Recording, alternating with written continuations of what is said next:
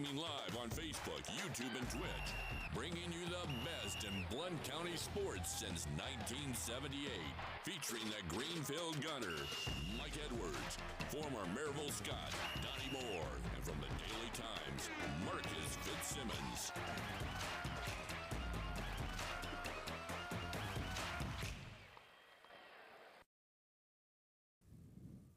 Hello, everybody. I'm Mike Edwards, the Greenfield Gunner, and I'm here at the Bluetick Tavern in downtown Maryville, along with Blount County Sports Hall of Famer Donnie Moore and longtime sports writer Marcus Fitzsimmons. Tennessee basketball continues to roll, and we're going to the whistle blows. And now let's set today's lineup card.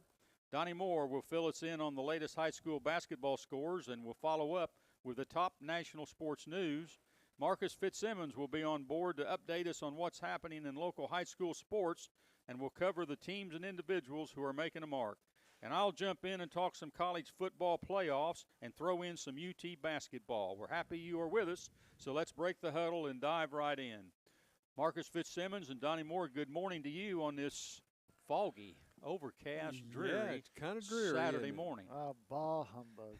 Yeah, good morning anyway. Yeah, well, I hope everybody out there had a great Christmas season. I hope Santa Claus was good to all of you, and we got New Year's Eve coming up. That's true. They used to say that Christmas was for the kids and New Year's was for the adults. Have you ever heard that saying? I have. Yeah. Anyway, it's coming up for the adults, but there's going to be a lot of football, and I guess a lot of kids watch football too. So a little bit there for everybody coming up, I guess. That's true. They can play with everything they got for Christmas while the parents watch football. There we go. Yeah. Well, let her rip this morning, and Donnie Moore wasn't hard. No. You know, after that. Did something bother you, Mike? Yeah, that game Is at there something Ohio in the State past 7 bothered days that got in your craw? that game at Ohio State bothered me, and I'm sure it bothered a lot of other people around here. I'd say a lot of them are Christmas or no Christmas, are still having a hard time getting over that baby. Mm-hmm. Well, let's dive right into it. Last Saturday, Tennessee traveled to Ohio State in hopes of securing a win and punching their ticket to the Rose Bowl and the second round of the playoffs. The Pride of the Southland band showed up. The Vol cheerleaders showed up. Smokey showed up. Over 30,000 Vol fans paid big money and showed up. And a great number of Vol fans watched the game on TV and showed up. But the Tennessee Vols, they didn't show up as they were manhandled by Ohio State in virtually every part of the game. In reality, the Buckeyes gave the Vols an old-fashioned butt-kicking, and I'm going to tell you this, Marcus Fitzsimmons, I didn't see this coming one bit. They were a one-touchdown underdog going up there. They had not been beaten badly all season. They didn't play well at Arkansas, but it wasn't a total meltdown there. They could have won the game there in the last few seconds. And then the Georgia game, they led the first half, and this game was over in the first quarter. It was over in the first 10 minutes. Easy. Wasn't it? Yeah. It was. And for everybody out there who was surprised, shame on you.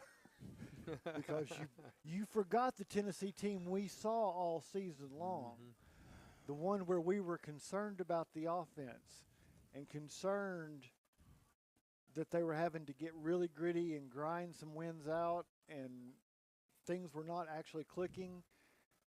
Well, they weren't clicking, and you had for lack of a better word, you had a defense that got out-coached by somebody who was very familiar with that defensive scheme because they'd seen it for years when the guy was at Penn State. They knew what was coming. They schemed around it, and they embarrassed Tennessee. Yeah, they really did. I mean, it was 21-0 before we were over at some friend's house, and it was 21-0 before I went to get a snack. I mean, it happened that quick, and you know, really, it could have been worse. They were going in on another score, and, you know, we intercepted the pass down there in the end zone, which saved us right there. But Ohio State, Donnie, was it a matter of more talent? They had 16 five-star players and a multitude of four-star players out there on the field. But it just looked to me like, and you can respond to it, but from my end of it, it looked like the talent gap was not real close out there. It looked like Ohio State just had better football players. I think you hit the nail right on the head, Mike. I think that on at least on that day, that was a much better team than the Volunteers were. Yeah, and I thought, against Michigan, they came out running the football, just going to smash it right at you. And, boy, they came out and kind of beat Tennessee at their own game by throwing those short passes and then running the ball. Short passes, big gains with the run, and those receivers, Marcus, we didn't have any answer at all in our secondary for them. Well, like I said, they were familiar with what Tennessee's defense was doing and the scheme they were running, and the weakness in that scheme is if you put your receivers in the right positions, you can put them one-on-one against a cornerback. And every time Tennessee got burned was the exact same type of formation where they were isolating the corner with no help. And Tennessee's corners couldn't hold up against it. And what's surprising really is that they were the first team to really try to do that. That surprised me as well, Marcus. I would have thought Georgia or Alabama would have done something very similar, but they never did. But Ohio State knew where it was. They went right after it from the get-go. That was the first thing that was the first bang play for that first touchdown was that kind of – and I don't think Tennessee had an answer for that. And I think Ohio State had the personnel. You're right. They had good personnel. They had great personnel. And that they were getting the matchups they wanted on that weakness where they were putting a 5-star receiver against a 3-star cornerback. Yeah. And the speed, the differences in speed right there were obvious too. Speed, but also size, because they were giving those corners were giving up 3 and 4 inches, and that let them go up and make plays as well as go vertical and make plays. Yeah, we talked about this a little bit last week in the fact that sometimes when you have a big loss, you can come back a lot better than you can if you have a big win. It's that big game, next game mentality, so to speak, and they lost a game to Michigan, which was a devastating loss to Ohio State fans, and they proved it by unloading a lot of their tickets. But they were fighting a lot of adversity. There was talk about firing the coach if he didn't win this game and so forth. Sometimes when your back's up against the wall, you get the best effort out of your team. And this showed me that Ohio State had a lot of character, because they could have, after that Michigan loss, thought what a lot of Tennessee fans thought, a lot of the media thought, that mentally they just weren't going to be. They were mad. They were mad. And no doubt about it. I will say this: they played like a team. And if you go and look at the entire first round, and you go and look at the conference championship games, I'm not sure Ohio State doesn't look like the best team out there right now. I mean, they looked really, really good in every way. They did not look good playing Michigan.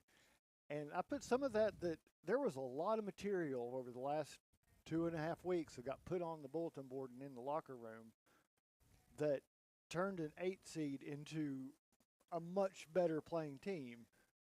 I mean, they had their trip game, but if they don't have their trip game with Michigan, they're playing in the Big Ten and getting their second chance with Oregon 3 weeks ago rather than coming up on New Year's.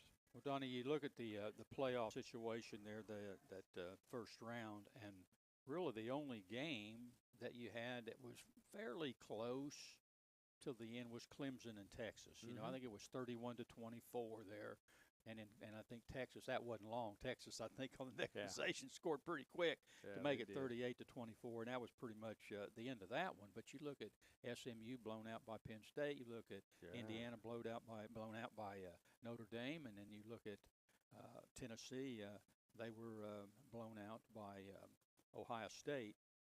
So that first round, rather disappointing, and a lot of talk was, well, SMU shouldn't be in there. Maybe Alabama should be in there. Boise State shouldn't maybe not be in there. Arizona State shouldn't be in there. Indiana shouldn't be in there. Well, if you look at those first round playoff games and the way they played out, Marcus, Tennessee didn't look like they belonged either. They didn't, and you would think that would be the close one, but we also know the seeding in this thing with the guaranteed seeds for conference champions did not make this a true bracket where Tennessee's game arguably should have been the team's There should have been the closest game by seeding, but I think you saw the difference there. But I will tell you, my takeaway was the only entertaining and exciting game in the first round was the one where the players weren't worried about their fingers freezing off. The one that was played at Texas in warm weather. Yeah. Well, let's investigate maybe that one where we don't have 3 games where it's 20 degrees at kickoff and you're worrying about hypothermia in the stands. Yeah. Well, there's been some talk about that too, because the fans up north are saying, well, this is what we've been talking about for all these years. We send our teams down to the bowl games. Where are the bowl games played? They're played in the South. It's hot. It's humid down there. We're not used to that weather, and we don't come out. Or we play at neutral sites down there. And this is an instance where, hey, you didn't have any choice. You had to come up to our place and look what Penn State did in that cold weather. Look what Notre Dame did in that cold weather, and look what Ohio State did in that cold weather. So maybe there's some validity to what they've got to say. But, I'm a firm believer that a dog fights harder in their own backyard, and you got to admit that those bowl games are basically home games for Southern teams. And you got one coming up in the Sugar Bowl. You got Notre Dame going down to play Georgia in the Sugar Bowl in New Orleans, and for all intents and purposes, I don't care what kind of following, and I know Notre Dame has got a pretty good following. They do. That's a home game for Georgia, boys. It is. It's You're a right. home game for Georgia, and it's going to be red and black up there all over the dome down there in New Orleans. It's a dome. I know it's a It's dome. inside. It doesn't matter how humid it is outside. But Notre the Dame dome. would rather have Georgia. Notre Dame would rather have Georgia up in South Bend this weekend than down there in that dome. I don't care if it's warm or not in there. Here's my question: Why can't we do this?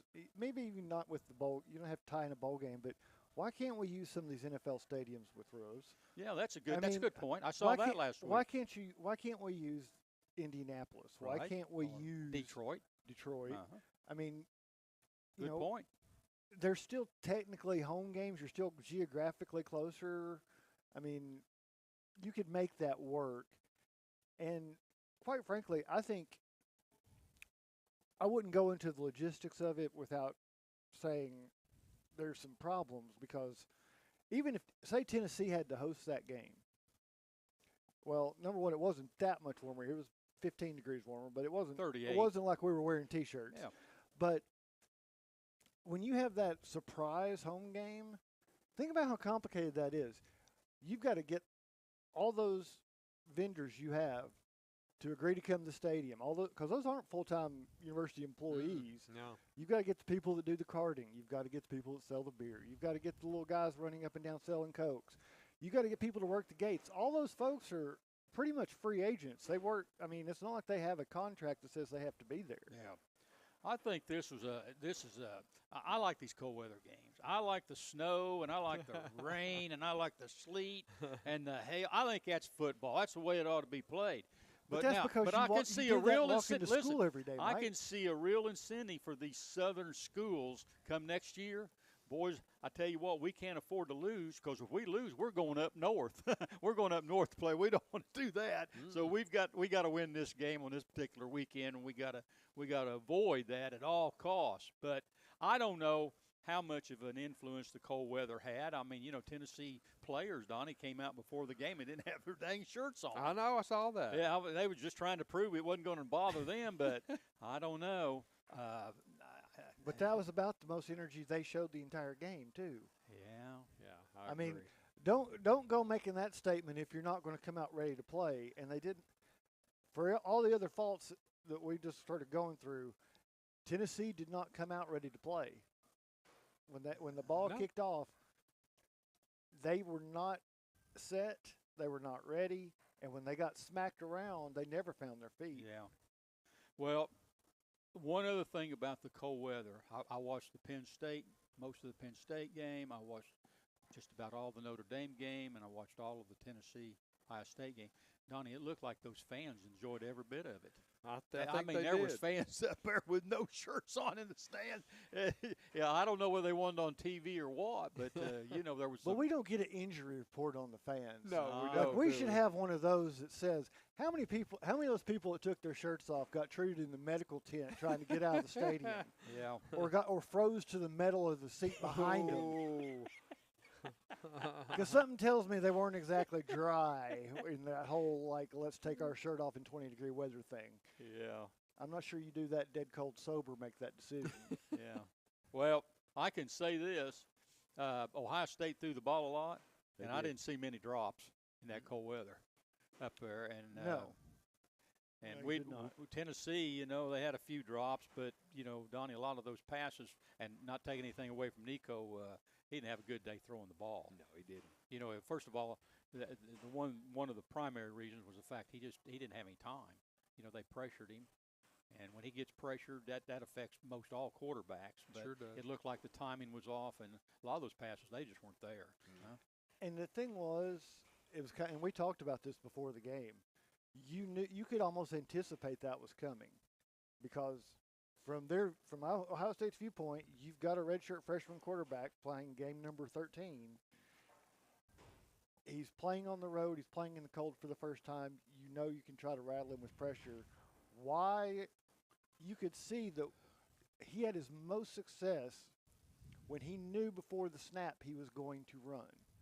But when he had to scramble, he waited too late to scramble and couldn't gain much out of it. He had a couple of them that were positive, but most of them were not. Most of them were maybe a fall forward type gain. So knowing that was coming, shouldn't your game plan have been to, if this happens, we're going to make him a running weapon, especially when you realize your number one tailback is going to be standing on the sideline and not able to go 100%. It looked to me like they just changed the game plan, Donnie, because the only thing was working was him running the ball, Nico running the ball. Yeah. It just looked like changing.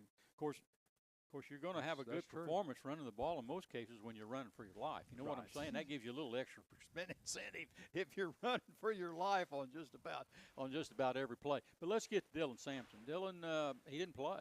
I mean, one series I think he didn't play, and here's a guy that He gets came you. in. He played, I think, 2 plays on a series in the second half and couldn't go. Yeah. He just couldn't do it. And you're looking at a guy that's going to get you 100-plus yards game in and game out, whether the offensive line's blocking or not. How big was that in this game psychologically for this Tennessee football team and the outcome? Do you think it would have been a closer game maybe instead of the final outcome there, maybe a 10-point game, for instance, sort of like the Georgia game, 14-point deal? I don't know. Maybe. There was Maybe not. one play that comes to mind where Deshaun Bishop was grabbed by the ankle from going the distance and breaking one. And when he ended up being like an 8-yard gain, but there was nobody behind that safety. He was gone if he got past that last tackle. I remember that. Yeah. I think that probably was the game changer, in that Tennessee seemed to lose faith that they could break a big run after that with Bishop. If you're going to go that route, if you're going to go with we got to dink and throw, and put your big tight ends out there, put your fullback out there, and pave a way for Nico, and don't leave him flopping around running for his life. Let him run north and south instead of east and west. Yeah. I think most people before that game started, Donnie would have picked Josh Heupel as the coach, the guy that you had to beat with the turmoil that was going on up there at Ohio State. But I don't know. I'm not, as far as Tennessee's coaching in this game, it was pretty subpar, I think. Oh, I think we definitely got out-coached. Yeah. On all phases of the game. I don't think Tennessee made the adjustments they needed to. But then by the time they had the chance to sit and stop and think about it, they were already so far down they didn't really have it right. Yeah, but they had a great opportunity. I don't know that I saw that enthusiasm on the field at the end of the first half or the start of the second half when they kind of had the momentum and they cut the lead down to 21-10 and had the ball to start the second half. You go in and score there. You know, you're back in. You're really back in. You got a ball game. Sure. But I didn't see that enthusiasm coming out of the locker room and that fire, so to speak. That they were stopped. They were stopped pretty cold right there out of the gate to start the second half. It looked they played like they knew the game was on the line right there, and the drive folded. Yeah. I mean, Ohio State dominated that drive. Ohio State knew just as well as Tennessee did that was going to be a pivotal drive. That first Tennessee drive of the second half, and they brought everything trying to stop it. They played like that was a game-winning drive. And one of the knocks on Tennessee going into the game is you got to control penalties. You can't give up big penalties. How big was that face mask penalty right there on Ohio State's first series? And how big of an influence did that have on momentum for Ohio State? For the whole game. It was huge. Yeah, you hate to say Absolutely that, huge. but that kind of looked the way it played out. Yeah. Because it kind of felt like from that point on, Ohio State felt like whatever happened, they were going to be able to get it done. And Tennessee played like no matter what we do, we're going to give up something. And that penalty, looking at it, was like, what are you doing? What are you thinking? I mean, it was just so unnecessary. You didn't even need that at that particular point. Let's talk a little bit about the SEC in this thing. Texas and Georgia is still left, and by golly, both of those teams, especially Texas, looks good. With Georgia, their quarterback is not going to go against Notre Dame, but the backup quarterback played very well against Texas in the championship game, and I assume with the time that they've had to spend with him, he'll be ready to go, and they'll probably just expect him to, just with that offensive line, don't make mistakes, hand the ball off, short passes, and they're going to play to his advantages, don't you think, in that game? But Georgia and Texas are still in, so the SEC is still well represented with their two best teams, Marcus. Yeah, I think so. I mean, arguably you could say Tennessee wasn't the third best, but record-wise they were. Yeah. But you've still got two alive. You're still in contention to still have an SEC team as the national champion. But it's a tough road, and you can kind of be thankful in a way that the way they made the bracket, two best teams in the Big Ten are going to play each other. So you're not going to get that matchup that I think everybody would have been real excited if the quarterfinals or semifinals were set for two Big Ten SEC matchups, but that's not the way it's going to play out. Yeah, and I'm not saying that Tennessee did not deserve to be in the playoffs. No, they were the of course third not. best team in the SEC. The way it played out, they didn't deserve it. They just didn't look like they deserved it. I think there's a little bit of difference there. Oh, I agree. Going Like I into said, I thought it was a terrible matchup, and I would have preferred that if we had true seedings, I think Tennessee makes the quarterfinals if they had a true seedings by your actual rank. I've heard this comment too. Because really, Tennessee's probably should have been playing SMU. If you wanted to go pure ranking and where it should have played out without the guarantees for the first four going to conference champions, Tennessee plays SMU and goes to the quarterfinals. There was some talk that Tennessee might have played Penn State. Do you think they would have, if that had happened, do you think Tennessee would have played out better against a Penn State rather than Ohio State? I don't see how they could have been going to done any worse. I don't think it could have been worse, and I think it. Yeah. I think scheme-wise, I think Tennessee comes off better against Penn State than Ohio State, simply because, like I said, of that matchup, Ohio State had the total inside track Tennessee's defense. Yeah. They knew knew it inside and out. They faced it for years. So I think it would have been a better matchup that way. I'm not sure Tennessee still comes out ahead just because James Franklin has a thing for beating the Vols. Marcus, do you think the SEC, after we've seen what we've seen so far this year, at this point, do you think the SEC is still a conference of a few top teams? Just in the past it's been Georgia, Alabama, predominantly, and there for a while it was just Alabama, so to speak. Now we're looking at kind of a Georgia and Texas, and I'm not ruling Alabama out by any stretch of the imagination. I don't think they're done yet, but right now we're looking at Georgia and Texas. Georgia's still in there as really the top. I think, and Georgia has beaten Texas twice, so there you go.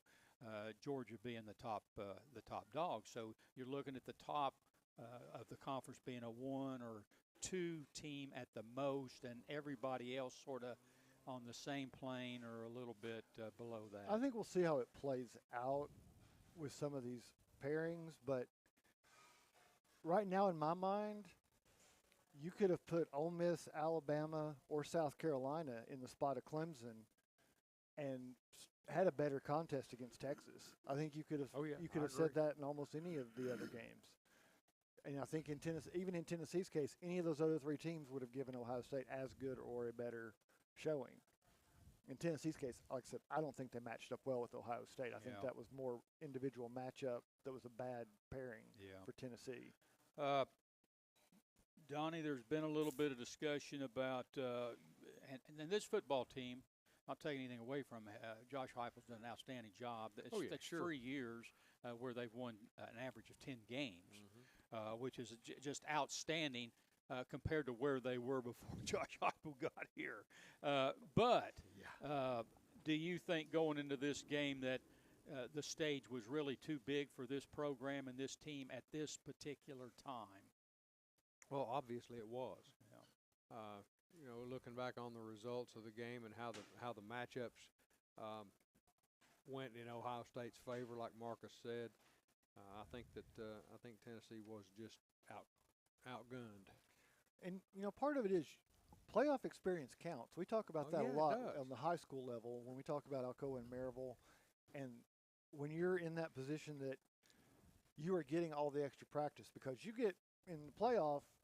Since we went to the 4-team, you get a lot more practice if you make that playoff than if you make a bowl game. You get double. Texas has had, 3 weeks of practice? But 15 practice. And it's even extended now. It's even longer. Yeah. But the other thing is that playoff experience on your roster, that where you've got upperclassmen that are like, man, it's just a game. You don't have to get overhyped. It's just a game. You play to win. We do the same thing we did to win 2 weeks ago that we're doing today. There's nothing different. But having the players with that experience and a winning experience carries so far. And Ohio State has that. Now, they don't have national champions to show for it. But they've got a ton of playoff experience that Tennessee does not have. Mm-hmm. So I think that was also an edge that factors in a way, because from athletic director to coaching staff to everybody in the front office, this was something they've all been there and done that. Yeah.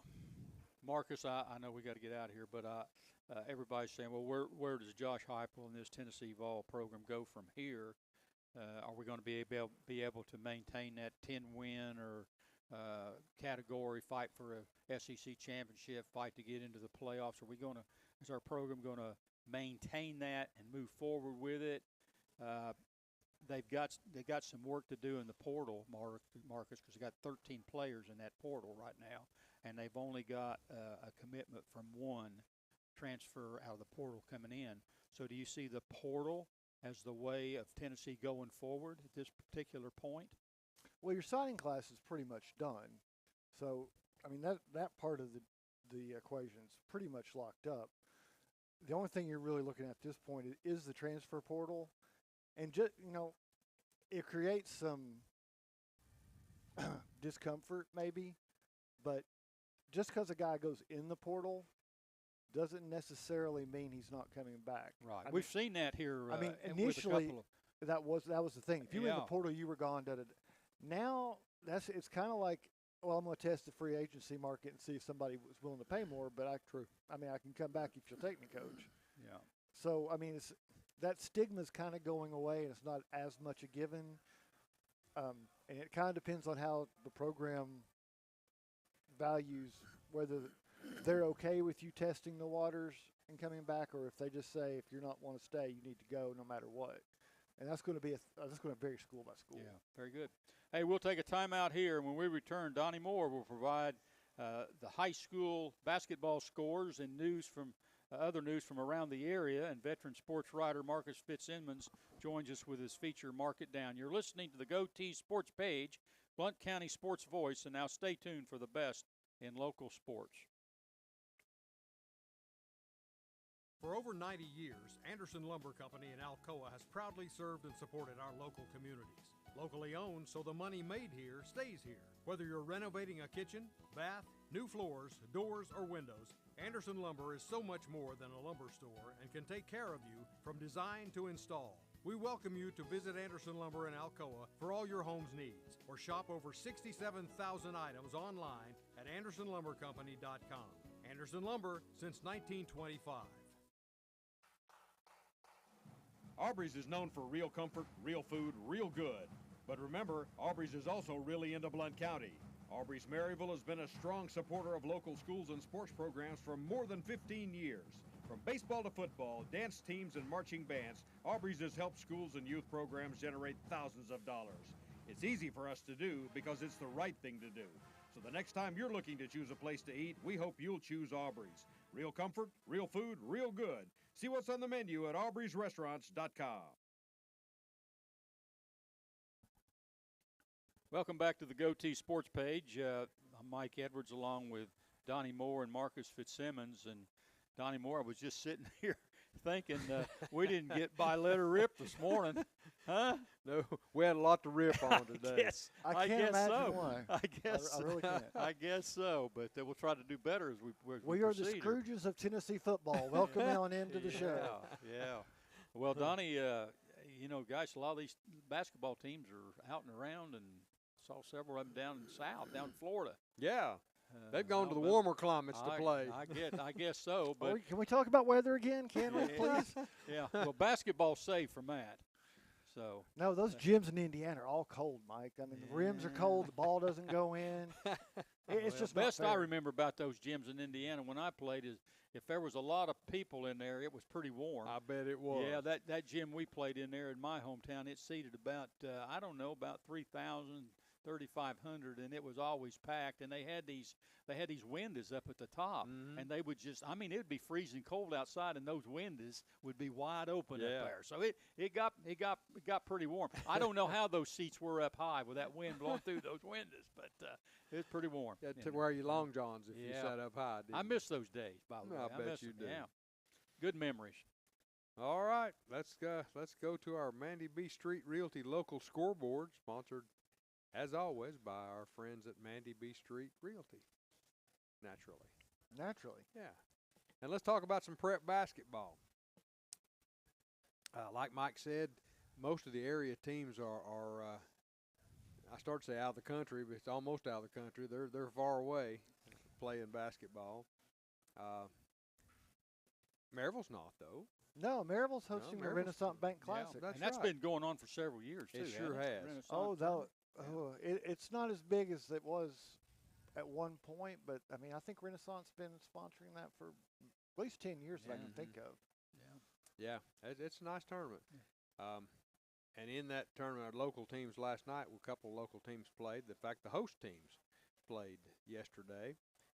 Maryville High School girls went up against 14-1 McMinn Central, coached by Friendsville High School alumni Johnny Morgan. Former Friendsville player. Yes, sir. Basketball player. Pretty good basketball player. Yeah, he was a good basketball player. That whole family was pretty good basketball. Yeah, no doubt. But McMinn Central's 14-1, and they handled the Lady Rebs 69-48. So 21-point victory right there for Coach Morgan's team. Yeah, he's got the formula down there. It seems like, Donnie, every year they just reload down there. And they're state contenders every year. Every year. I don't know what and that program, that starts all the way down at Biddy League. Right. That is the program all the way from walking age until you graduate. You can play year round on that program. You can play hoops.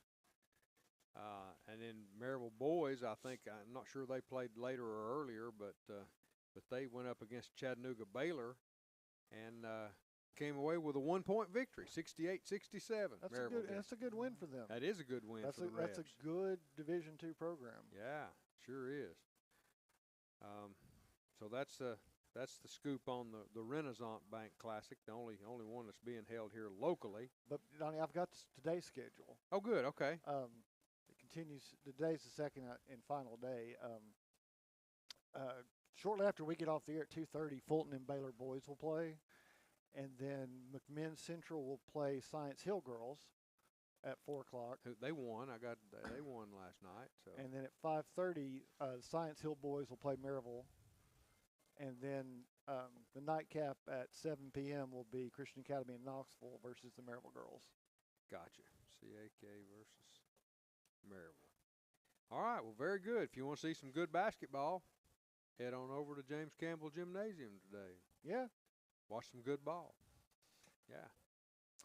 The Northwest Florida Shootout at, get this now, Say it, Donnie. Choctawhatchee, Florida. Okay. Chalked. What? Chi. Choctawhatchee. Okay. Yeah, Choctawhatchee. Yep, Choctawhatchee, Florida. The Alcoa boys were supposed to play the homestanding Choctawhatchee boys. Yesterday, I did not get a score on that one. I don't have their final score. I know they're playing Vigor, Alabama, and they're getting ready to tip off in about an hour on that game. They've got a morning game at 11:30. Very good. All right. Well, let's move on to the Sevier County Holiday Tourney. The 14-1 Heritage Lady Mountaineers faced off against Warren County last night, and I guess they did. It wasn't much of a game. It was Heritage 73, Warren County 36. So, Lady Mountaineers rolled last night. Congratulations to them. Moving on to the Hilton Sandestin Beach Blowout in Destin, Florida. William Blount girls were not eliminated, but were defeated by Knox Central, Kentucky, 63-23. Lady Govs are having a rough time this year, Mike. But you know, the good thing, and several of the coaches have said this, I won't say it doesn't matter if you win or lose, but there is a lot of bonding and chemistry built on these these holiday road trip tournaments where they spend 3 or 4 days at the beach, and there's basketball. And that's one reason they do them. But a lot of things can get fixed chemistry-wise. I mean, things can also be broken, but a lot of things can get fixed on these 3 or 4 days, on the road together, traveling together, staying at the hotel together, sort of stuff. Well, I'll say this as a former coach. If I'm going to get my brains beat out, I'd rather get them beat out locally than going all the way down to Florida. But, Marcus, you can pat it any way you want to pat it. That sounded good. I got you, Coach. William Blount was to play Lambert, Georgia yesterday. Did not also get a score on that one. Wasn't reported, so I couldn't find it in many outlets. You know what's going on today, Marcus, on that one? I do not. Okay. Don't have an update on that one. All right. Let's move on to the Tampa Bay Invitational. Tampa Bay Invitational. So Alcoa girls were playing in that one, and they went up against a team out of Booker, Florida. And the Lady T's took it on the chin, 59-49. Must have been a pretty good basketball team. Must have. Yeah. And I'd say that in some respects is a little tough, you know, playing those games away from home against schools from out of state, because probably hard to get ready. I mean, yeah, you know, sure can't scout them. That's maybe, for sure. Yeah, maybe know anything about them. Maybe get some film or talk to some coaches that's played those teams. That's one of the disadvantages, I think, of going someplace where you're not familiar with everybody. We have one more Christmas holiday tournament going on. It's called the Ferris McDonald Christmas Shootout. I think it's hosted by Carter, isn't it? It is. Okay, Carter High School hosts that one, so that's at least Knox County. Carter boys took on TKA last night, and Carter was victorious. The Hornets stung TKA 71-51 last night, so winning by 20 right there. And also a boys matchup, Heritage and Jefferson County yesterday, and Another win for the Heritage boys. Won this one 54-39 against Jeff County, against the They're Patriots. 7-4, 8-4, somewhere think in that they are, category. yeah. They're off to a good start. Yeah, they are. Over Very, there. very good. Very good. I got a question about that. Going back to that tournament up at Sevier County. Okay. Does it look like, Marcus, that Heritage would be playing Sevier County up there at some point? I don't know. I don't know how the seeding is, but I don't know if they're doing it. Some of these, well, a lot of these are doing them as classic with the preset formula of, because the difference is you pay a lower percentage to TSSAA of your gate if you have a preset classic versus if you have an actual tournament. If you have an actual tournament, you have to pay a much higher gate fee to the TSSAA. Really? Yes. Well, they're nice folks down there. They like that money, that's for sure. I guess they do. But I think that'd be a good matchup. I think Sevier County, their girls' program's pretty solid. Always traditionally strong. Yeah. Sure is. And let me kick in. Go ahead, Marcus. Because this one's also coming up today, and we don't really have a good place to mention it. But Maryville College, both teams are going up. They're at 2 Roanoke tournaments up in the ODAC. Oh, okay. And they'll be playing up there today, this afternoon, and then again tomorrow. Cool. So Go Scots. Get some interesting teams.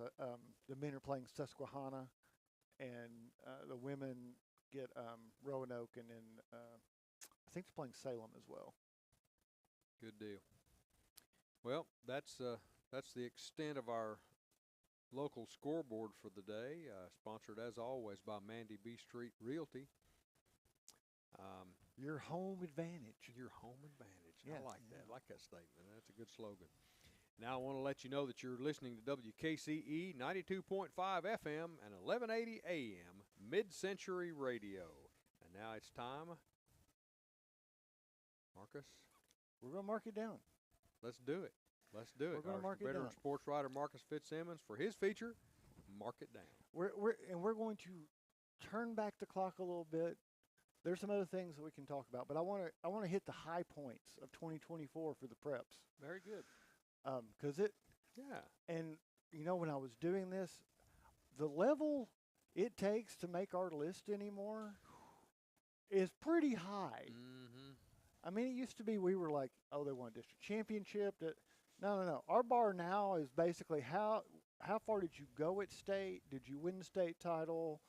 Or did you qualify? How close were you to the state tournament? I mean, the excellence level in almost every sport among our schools is just the bar is just so high these days. So I'm going to go back to last basketball season because we're getting ready to go into when we get done these holiday tournaments. It's district play, and we have about 5 weeks of really heavy district play. And the tournaments are starting hot and heavy, right after the turn of the calendar in February. So it's like you've got a month when they get back to basically play for your seed and how you're going to do it, what your road's going to be in the postseason. But we're turning back to last January. So Heritage Mountaineers, Lady Mountaineers, made the state tournament. Yep. I think that's the mission statement for their campaign this year. They weren't happy with that one game. But they made the state tournament for the first time in a generation. So that was a great run for them. Yeah, it was. We had both the Maryville boys and the Alcoa boys in the boys state championships tournaments. Maryville lost in the opener, but had a close game. Alcoa won back-to-back state championships. Yeah. Coach Collins has got them playing well, doesn't he? And they're playing well again this season when everybody thought that they were going to be having, a reload type of year and trying to figure it out. And it seems like some of the pieces he brought back, I haven't seen what he did this week, but I know Eli Graff did what Eli Graff does and put up 35 in one of those games to carry him including the game winner. Yeah. So, it's that thing where we talk about, we've had him on the show and, Eli doesn't look like he's a guy that can go out and score 35 or can throw the ball 50 yards, but he is. He is. He can do it, and he does it. Phenomenal athlete. Had a great year. Heritage boys, William Blunt boys basketball had opportunities to make the state tournament. They were in the regionals. They had positions. And then you have the William Blunt program where we saw their number 1 and number 2 all-time leading scorers in their senior year. And over at Alcoa, we saw their all-time leading scorer. Yeah. Setting records that may not ever be touched again. It will. If somebody does it, it will be a surprise, because they just set the bar so high with their scoring. We got into February. We had Heritage girls winning. We had individual state champions there. Ceci beat Alcoa and Heritage, was a win away from the state tournament in wrestling in the team tournament. We got into the spring. Alcoa baseball was a win away from state in that 3-game series. Heritage baseball was in the region semifinals. I mean, good seasons for both of those teams. Most definitely. Alcoa softball made the state tournament. Yeah. Didn't get the result they wanted, but nothing to say they won't be back again. We're not that far from spring training for softball. That's true. Eagleton softball, first-year program, opened with a bang. Made it to the region semifinals. I mean, first year out of the gate without even really a home field, because they're still building it out there, and it's beginning to take shape and look good out there. But I mean, great start off for Eagleton softball. Heritage softball went away from going to state tournament. They lost in the state sectional game, and that was a road game. I'll say that. Alcoa soccer, the boys made it to state, lost on PKs to Greenville. Right. I mean, we're just now in May, and how many times have I said the word state tournament in this rundown of recapping last year? Alcoa track, boys and girls top 10 finishes at state. Maryville girls finished 9th. Clayton Bradley Academy had their first athlete ever to make a state championship appearance in the boys 800 meter at the state championship meet. And then we got into some coaching changes. William Blunt hired Lindsay Roddy as the girls basketball coach. Strange comparison in names here, but then they hired Nick Roddy to step in as a softball coach when Amanda Leatherwood retired from softball coaching for the foreseeable future. And then old school face Jason Lambert comes back to Maryville from down in Loudoun County to take over as the boys baseball coach at Maryville. We get into the fall. Alcoa, Heritage, Maryville all make the state championship cross-country meet. Heritage soccer, banner year under first-year coach Tom Bartizel. I never can say his name right. I may have to get you to pronounce it for me, Donnie. But then Heritage soccer had a great run this year. Maryville football back to the state semifinals, and William Blunt back in the playoffs. And then, of course, Alcoa, 10th straight state championship in football, 23rd football championship overall. And when we went down and crunched the numbers, of the 25 state titles available to them since 2000, they have won 19 of those. Good grief. They have literally dominated this century. Yeah, they have. And we'll see what happens next year with the changes, but nothing to sneeze at right now for what they have accomplished so far. Absolutely. And then right where we left off a week ago, William Blunt boys back-to-back district titles in bowling, with regions and states still to be determined in the coming year for 2025. So I just wanted to highlight those. That's true. Because I didn't want to take the full segment, because I know Mike's got some basketball and some stuff he wants to hit in here. And Mike, I'll hand it over to you since the recaps are over. Very good. That's all we're gonna mark down with the preps right now. We're in a county that got about 7 minutes left. We're blessed with we sure are. high school sports here in all areas. And I think I read last week we're a golfer down at William Blunt State Championship. You know what? I was going to mention her in Player of the Week, but we'll go ahead and say, Sophia Gambini. I'm sorry. Sophia Gambini did win Yeah. State Golf Championship in large school. Yeah. And with a phenomenal final round, Yeah. so in playoffs. So, but we'll talk about her a little bit in Player of the Week. Yeah. I was going to talk a little bit about UT basketball. They've improved to 12-0, and they're still ranked number 1 in the country for the third week in a row. They beat Middle Tennessee State last week, 82-64. Marcus, the game was much closer than the final score. In fact, I think Middle Tennessee State was up to half. They were. They were. It wasn't easy. It wasn't an No, easy it game was for the not. Vols. That 18-point victory right there really deceiving. The way Middle Tennessee State came in here and played. They played very well for about 3/4 of the game. Yeah. Well, they shot it very well, and they were very effective with that 3-point and the deep 3-pointer. Oh, yeah. When those were going down, Tennessee had trouble to stop that defensively because they had to extend so far out to guard it. Because, I mean, they weren't shooting at the 3-point line. They were shooting 4 and 5 feet back from the 3-point line and knocking them down. Had 4 players in double figures. Chaz Lanier, 23 points. Sakai Ziegler had 17. Felix Opara, 12. And Jordan Gainey had 10 points. So 4 players in double figures, it's hard to beat that. I think one of the downsides of the game, they went through a stretch in this basketball game, and one of the reasons it was so close is Marcus, they had trouble with turnovers, which was very, very uncharacteristic of Coach Barnes' team. Usually you're looking at 10, 11, 12 mostly turnovers a game, and turned it over, especially that first half, a lot more. I'm sure Coach Barnes wanted to have it turned over. Yeah, and there was almost like some of that holiday laziness is what I want to call it, some of that lackadaisical that can kind of set in where you're not as crisp during that break when you're out of that regime of going to class and having a set schedule every day, and it kind of gets out of balance there. Tennessee recovered from it, but there was a span there where they just didn't look crisp, and I think that's where you saw most of the turnovers. Yeah, Chaz Lanier, Donnie's getting a lot of press right now. His point totals and his play kind of parallel Dalton Connect's. They sure do. From last year, so. Yep.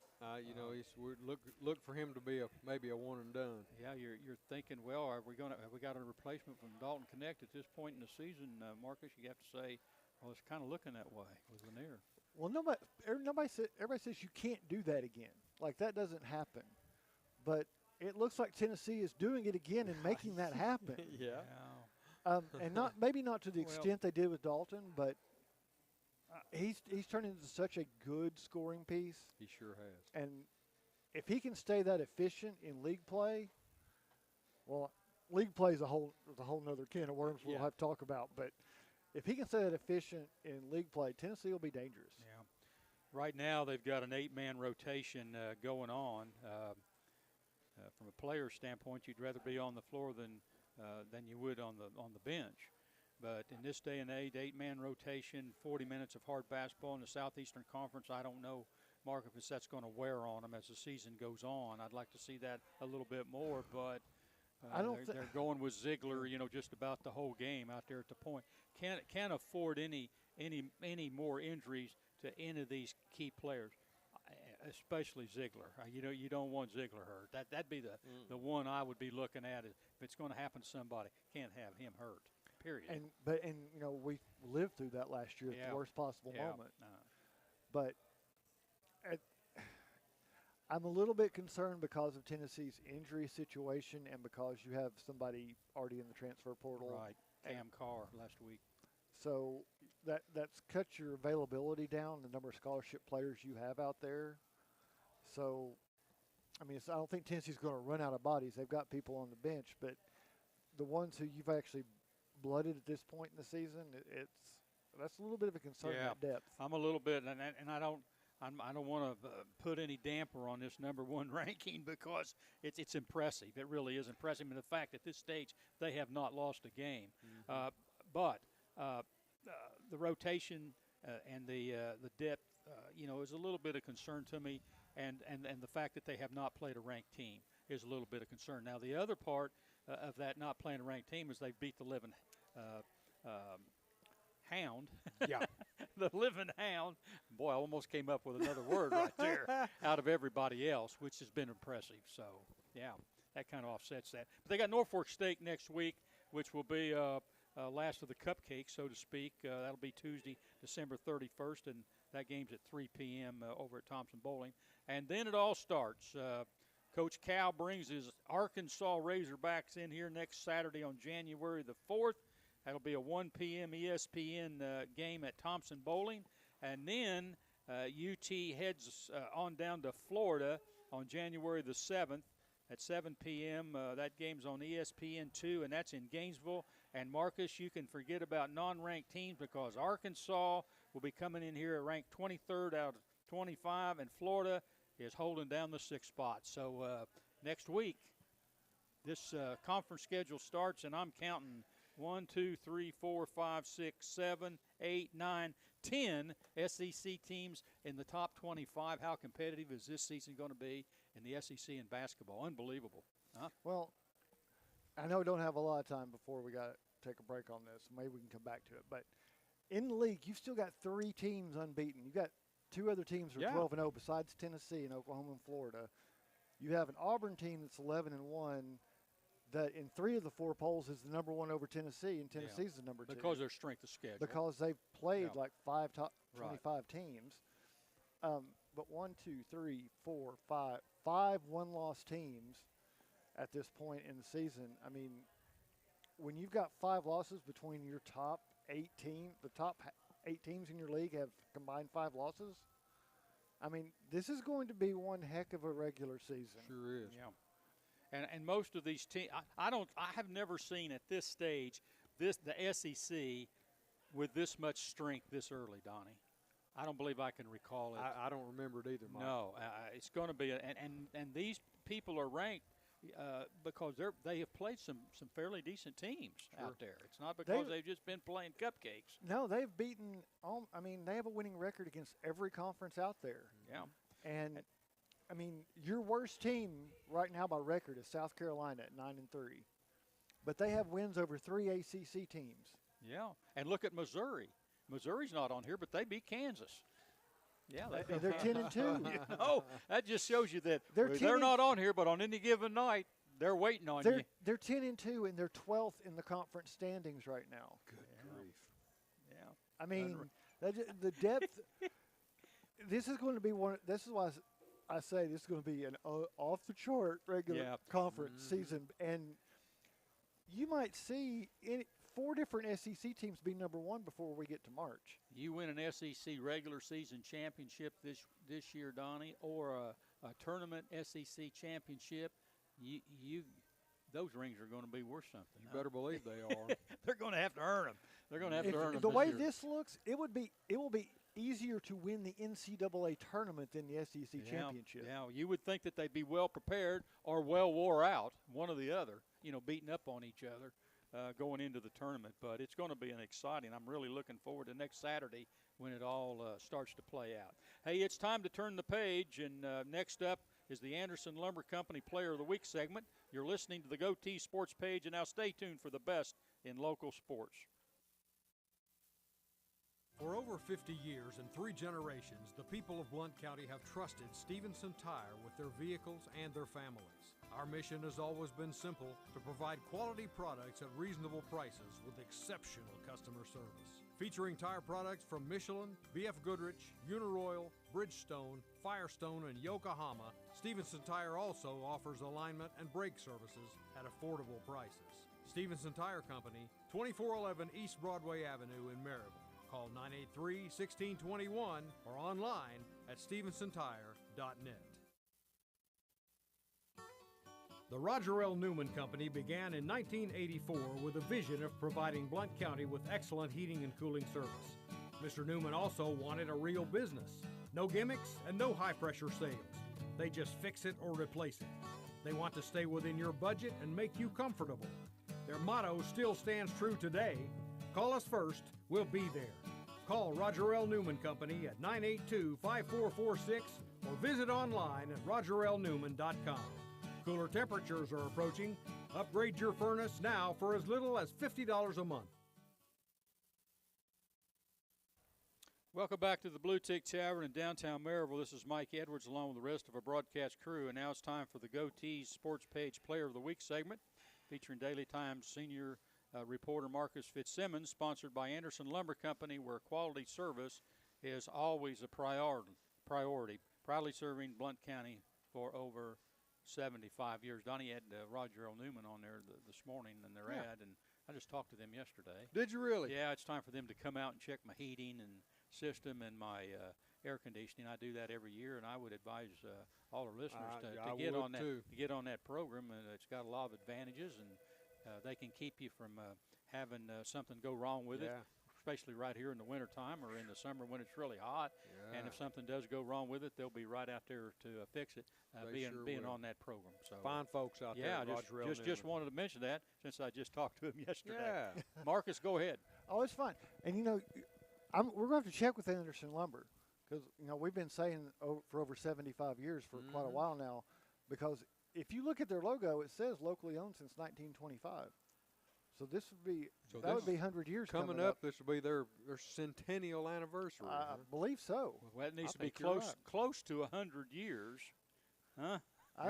We might need to check in. We need to check in with them. Yeah. But players of the week this year, what I wanted to do is the All Daily Times team came out this past week, and I wanted to kind of review those. The players of the year that came out.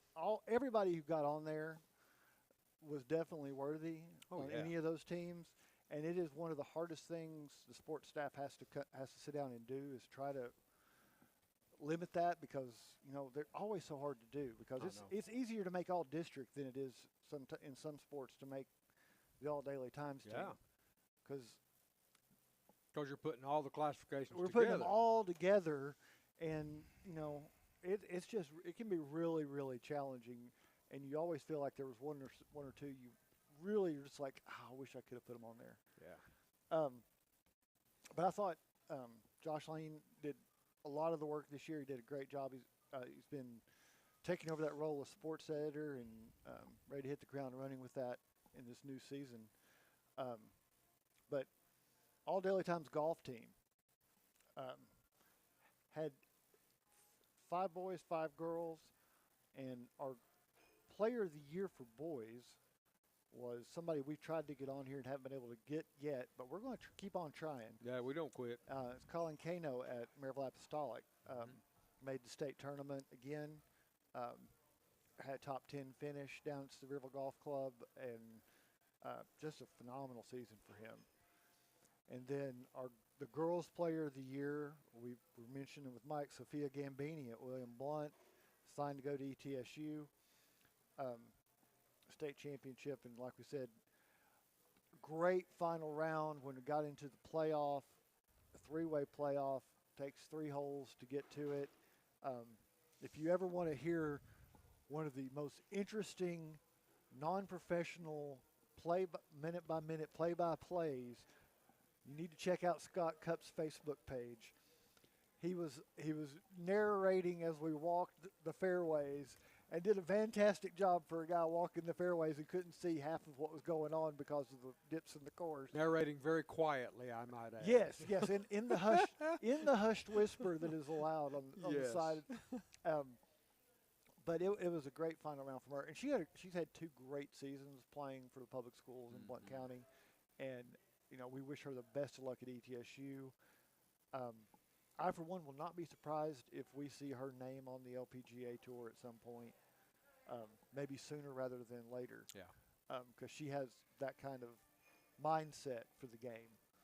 I think it's just a matter of her physical skills catching up with what she knows in her head. Yeah, I think she has the tools. I think to just finding out how to use them. Well, she's got such a great golfing family. Yes. Like when she can have a caddy. I mean, she's got her choice of like 3 people that have played college golf at a championship level. Wow. Between her dad and brother. So see her going a long way. Oh, yeah, definitely. All Daily Times volleyball team, really tough one. I think this one may have been the toughest one that Josh had to go through to get this narrowed down. But player of the year was Chinny McClellan from Maryville, the outside hitter that really came alive in the postseason and really helped carry them into the state tournament. They had a great run there, the deepest Maryville has ever gone, and this was supposed to be the team that was reloading, that was supposed to be on a down season after all of the Division I players that graduated last year. Funny how that works out sometimes. And sometimes I mean, everybody remembers Tennessee won the national title after Manning graduated. True. I mean, it just happens sometimes. It's that chemistry. Sometimes just works to your advantage. But it was very hard to get a player of the year and very hard to limit this team because the quality with what K2 has been able to help do with the offseason on the club level, the competition in Blount County is just unbelievably deep. It really is. All the way across the board. I mean, we do not have a weak program in the county. Every one of them is in pretty much vying for the district title in a region spot almost every year. And sometimes it's what we saw this year where our teams are eliminating our teams. It's not like it's the Knoxville teams that are knocking people out in some of these. I mean, that does happen. I'm not saying West Knoxville's not good, just saying that our teams sometimes are doing the most damage to themselves. Soccer. Now, this is one that I'm going to have to go back and look. We've had a couple, but Heritage Mountaineer Player of the Year, Linda Madrid, got on there because she basically led the district in scoring in a very quiet manner. I don't think anybody really realized it during the year, but double-digit goals in district play. I mean, just phenomenal senior season for her. And, again, a hard choice to limit down, but Josh was able to do it. And representatives from everybody in the coverage area. I mean, I think it was just another good season for the programs all around. And it was good to see Eagleton get off to another good, kind of turn that corner on the first season. That second season was much, much better. Very, very competitive. And then our football Players of the Year. I'm going to start with the easier one, which was Offensive Player of the Year, which was Eli Graff of Alcoa, who we were mentioning earlier. I'm sure that was fairly easy. Well, when you take his full season, which goes through the state championship game, 2,999 total yards of offense, 1 yard short of 3,000. Goodness. If you put in his kick returns for all-purpose yardage, it's well over. It's like 3,200 and something. But over 1,000 yards rushing, almost 2,000 yards passing. I mean, it's just a phenomenal effort from him.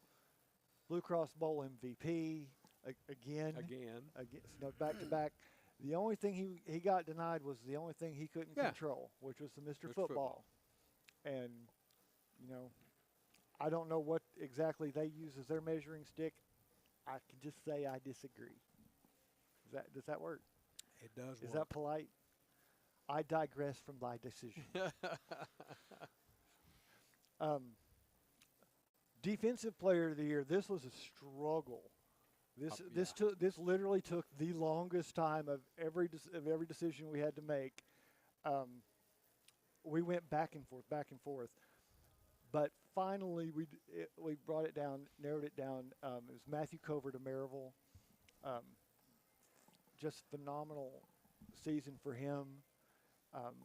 Big plays and big moments. Grabbing turnovers, forcing turnovers, making sacks. Just a great effort from him.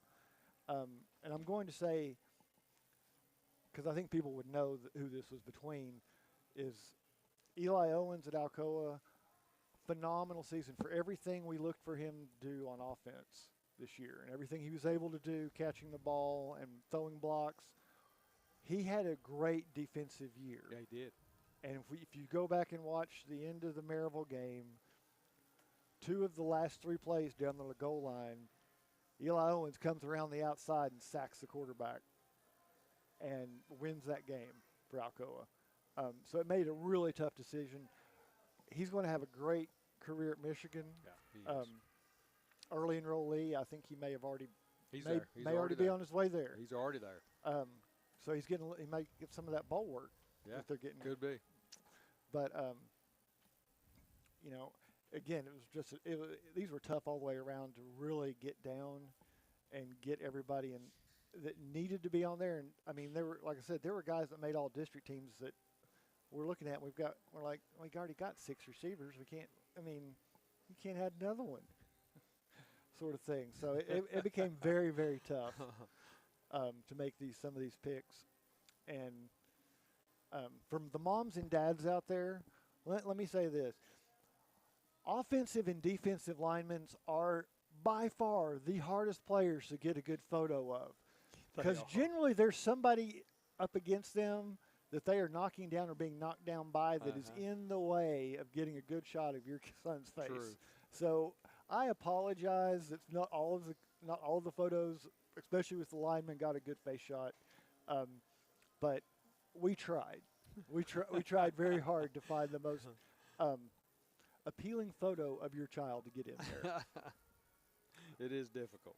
But I want to say another special thanks out to Anderson Lumber Company for sponsoring our Player of the Week this year.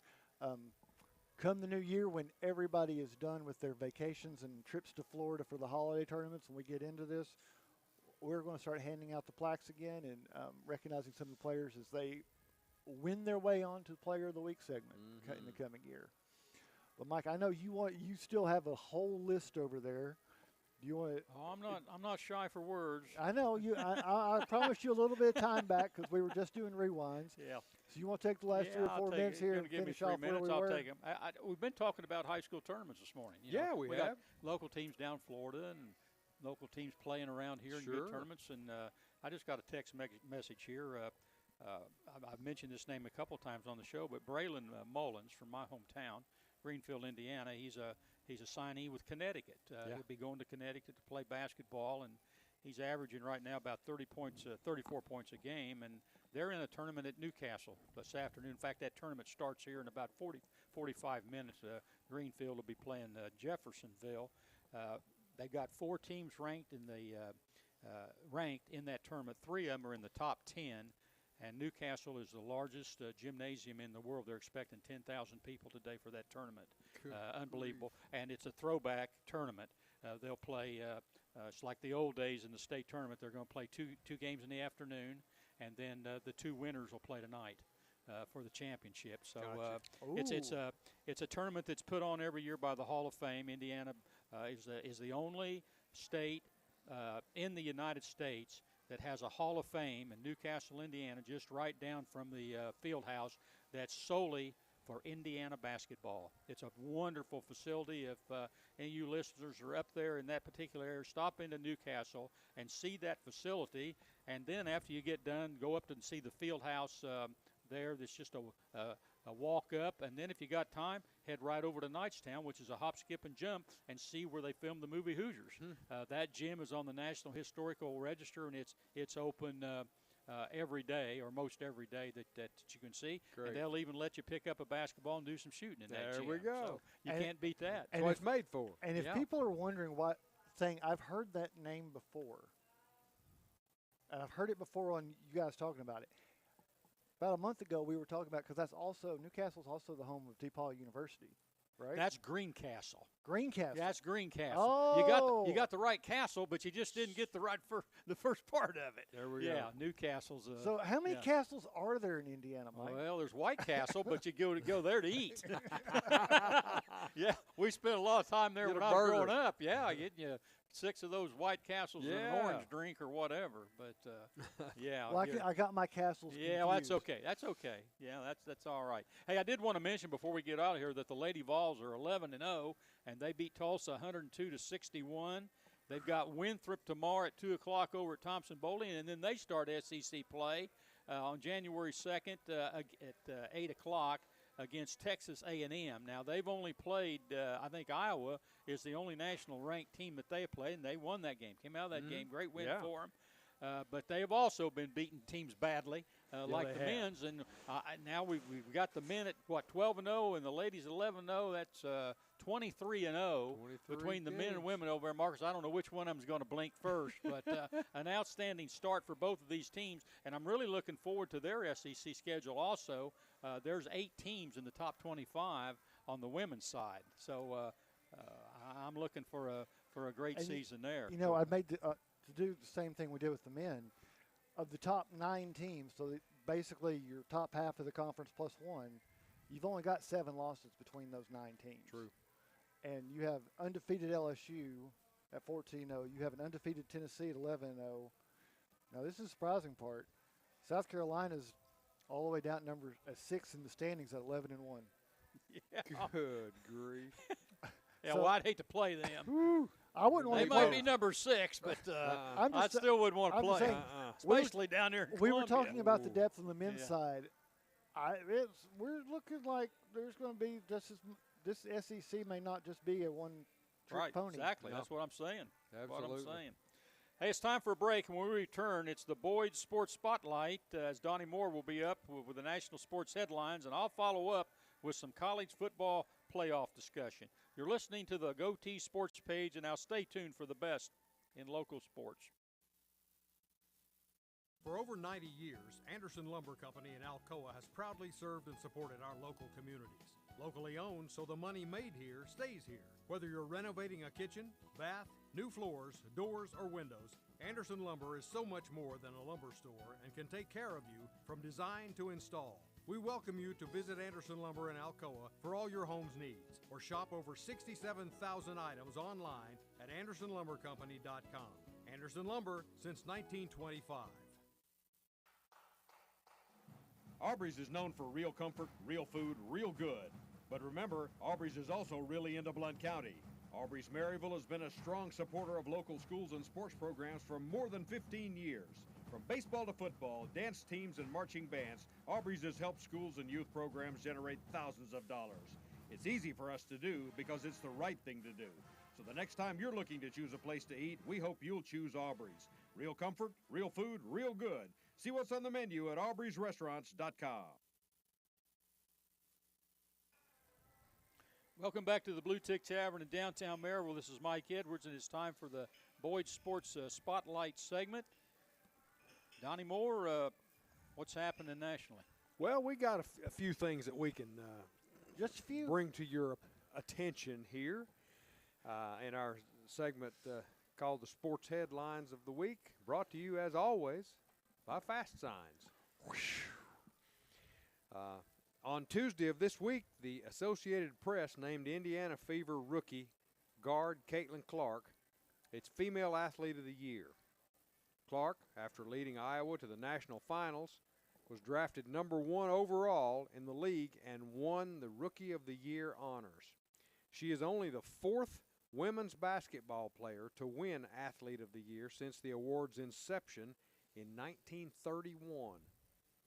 The other 3 being Cheryl Swoops, 93, Rebecca Lobo in 95, and Candace Parker in 2008 and 2021.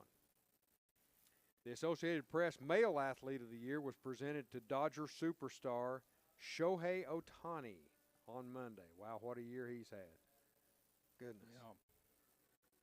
But 2 good picks right there, I think. Trying to think back on sports figures that have come right out of college and really made an impact on the pros, like Caitlin Clark. Yeah. And I'm going to have to really go back to a long time ago and Joe Willie Namath. You remember when Joe Willie Namath came out and he signed that big contract with the New York Jets, and everybody wanted to see Joe Willie on television. And what he did for that's when they had the AFC and the NFL. Right. Remember? You talk about a guy that changed the face of the sure AFL. Joe Willie did it. And Caitlin Clark, is now changing the she's face on track of to the do the Women's same National thing. Basketball Association League Sure in is. a big, big way. Yeah. And it's still going to continue to grow, I believe, with her presence. I do too. Yeah. Well, with only 2 games remaining in the regular season, the Dallas Cowboys have made the decision to place wide receiver C.D. Lamb on the IL for the remainder of the season.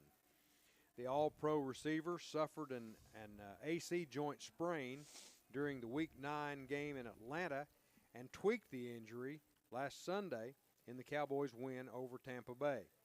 Lamb said that his focus is now keeping the shoulder attached to my body.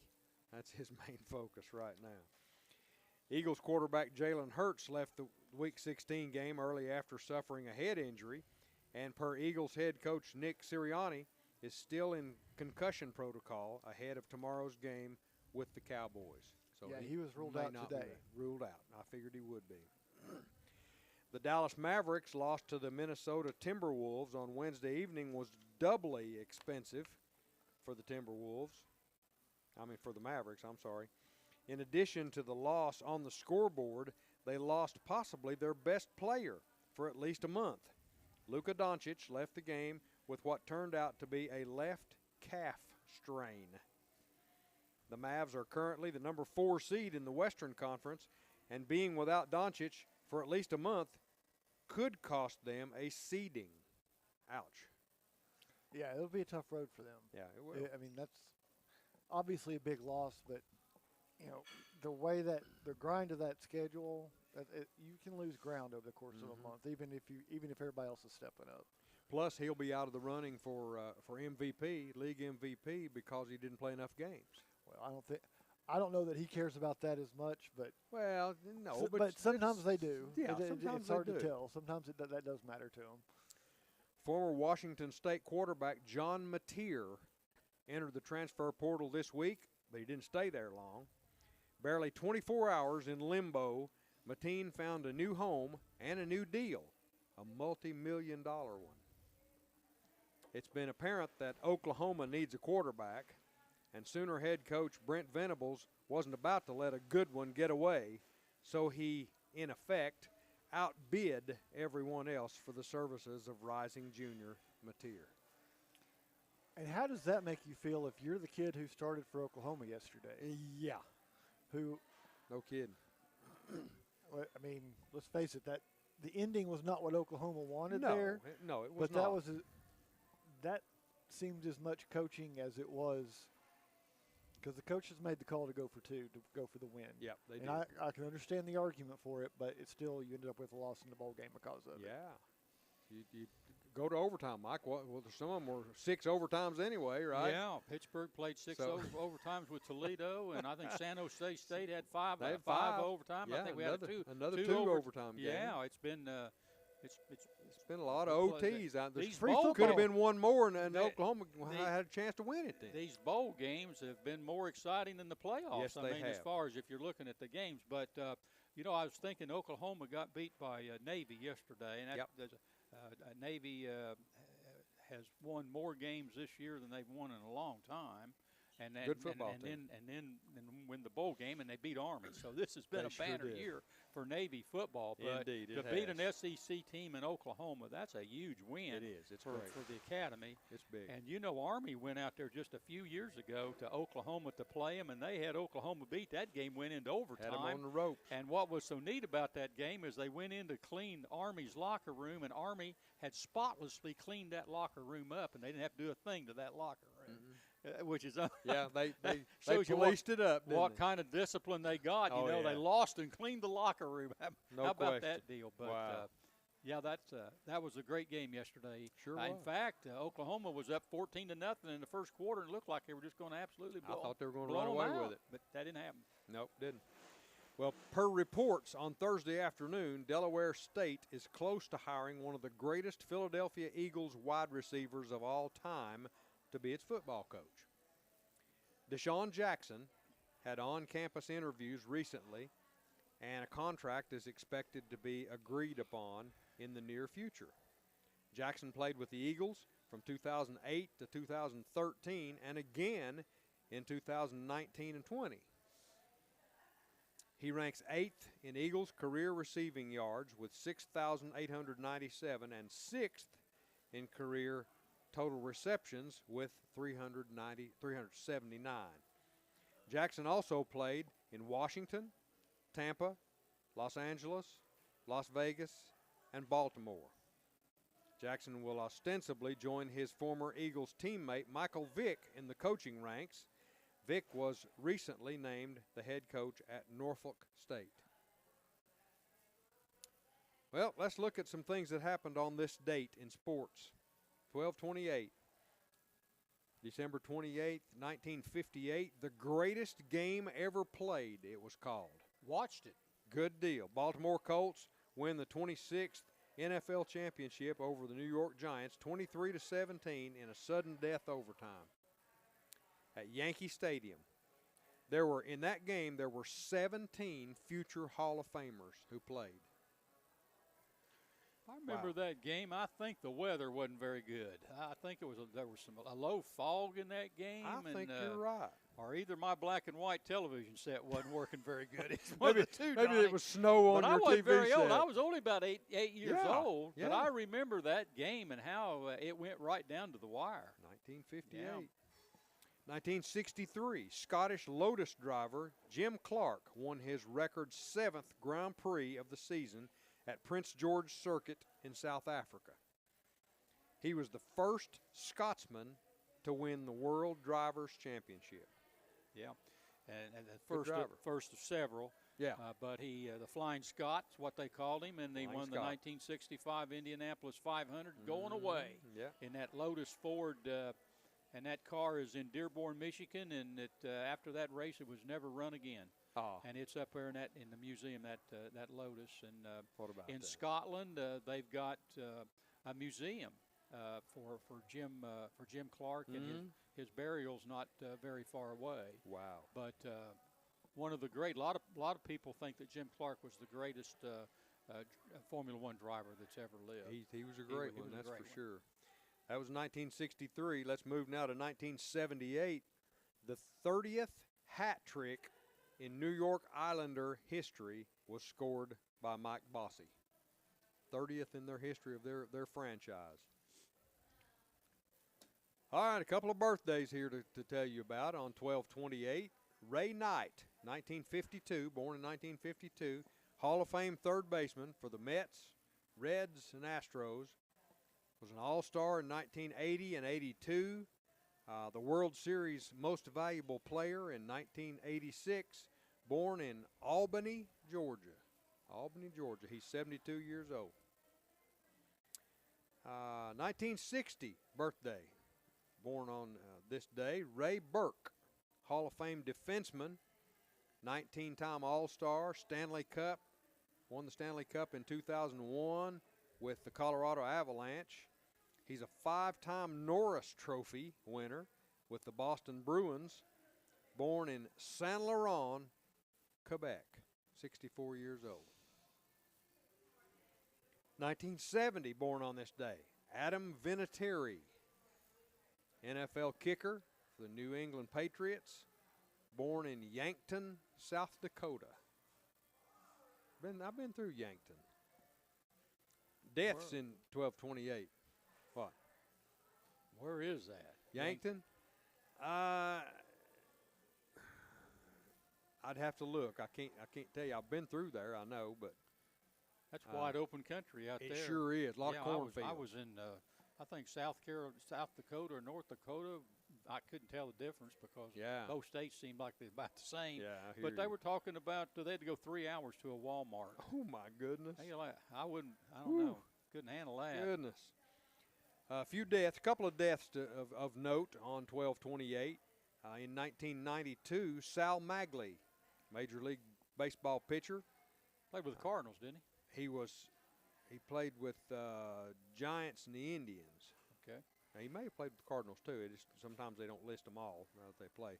But he was in the World Series, won a World Series in 1954, an All-Star in 1951 and 52 for the New York Giants, and then pitched a no-hitter in 1956 with the Cleveland Indians. Died at 75 years of age. I think I got his baseball card. I ran around with a guy there in Greenfield, and his dad had a collection. Yeah. And we got into his collection, and I don't know whether he had one of those Mickey Mantle cards or not. I should have looked more closely, but one of those cards was Sal Magley, and it was the one where they had the television set and the guy's picture inside the TV, a Topps card. Oh. I mean, that goes back to, I don't know, 54 maybe, 53. Goes back a long way. I know he was one of Jim Bouton's mentors. And Is that right? Jim's book, Ball 4, Yeah. you ever read that book? It's good.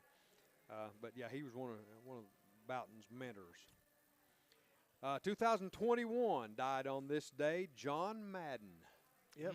Hall of Fame coach, Oakland, 1969 to 1978. Won a Super Bowl in 1976. And he was also a sportscaster. He was a 16-time Emmy winner.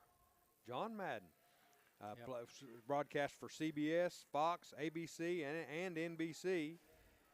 The inspiration behind the Madden NFL video games. Yeah. And he died at the age of 85. Yeah, what a colorful guy he was. Oh, no I always enjoyed doubt. him on the Thanksgiving games, or I the did holiday too. games where he had the turkey out there ready for him to go after the ball game.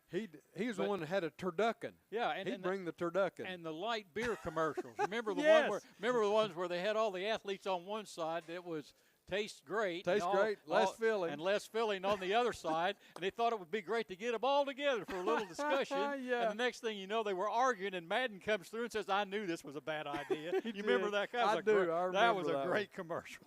That's great. Well, John Madden, Yep. 2021. That was a big loss for the sports Yeah. world. Yeah.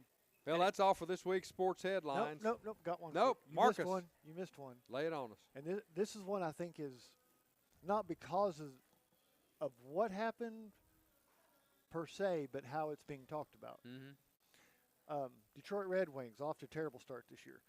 Fired Derek Lalonde on Thursday. Oh. Brought in Todd McClellan. He coached the Kings last year. First time I can remember in quite a while that the new head coach started off by throwing the old coach under the bus. His reaction during the interview was basically to say, "I thought his style of hockey was boring. Put me to sleep." Oh. Not the right thing to say. You've got to be pretty confident in yourself to throw the other guy under the bus. Yeah. When you start out, because if you don't do as well as he did, you're setting yourself up for a world of hurt. That's true. But I was just trying to remember the last time I'd ever seen a coaching change, especially one in mid-season where the former coach got thrown into the bus that way. I know they make a lot of good buses up there in Canada, but I'm not sure that the Van Hool backed over him all the way, or if he even knew it was coming. But he definitely got retreaded on that one. Wow. So I want to throw that one in. But Yeah, good job. Thank you. Yeah. That's it for this week's sports headlines, brought to you as always by Fast Signs. I'm Donnie Moore. Back to you, Gunner. I'm Mike Edwards, and I am here with Donnie Moore and Marcus Fitzsimmons, and I want to talk a little bit about the playoffs, the first round of the college football playoffs. As far as games are concerned, been a little disappointing. There's been a lot of talk about the matchups in those games and where they've been played and a lot of different scenarios. On the other hand, the bowl games that are going on right now, they're actually the best ticket in town because most of them have been pretty close. Yesterday, Navy pulled out a squeaker against Oklahoma State. Vanderbilt won by 8, I think, over Georgia Tech. Mm-hmm. And then last night, if you were up at 1 o'clock or 2 o'clock in the morning and was and watching the Southern California Texas A&M game, that went down to what, the last 5 or 6 seconds, I believe, Marcus. And 8 seconds to 8 go. seconds, and Southern Yes, he scored. California won that game. Goodness. So there hasn't seemed to be any, and then we've had 6 overtimes, 5 overtimes, 2 overtimes. Doesn't seem to be any trouble matching up those teams, this year for those bowl games. But the matchups in the playoffs been a little bit disappointing. I believe, and a lot of other people believe. I don't know how you feel about it, Marcus. Do you feel the same way? And if so, how can they do a better job in going forward with picking the 12 team? I think they're going to have to change the formula. And like I've said before, we've got to change the conference championship games to something else. Yeah, not reserve spots for the conference championship. The conference championship games are complication that keep you from actually getting the best teams in the right places, and they cost whoever loses is getting penalized or not getting penalized, which is penalizing somebody else. So I think that they've got to get rid of that. And I know you've got to make the conferences happy, but you got to seed these guys truly. And the only way you can do that is 1 through 16, seed them where they belong. Mm-hmm. Nobody gets a bye.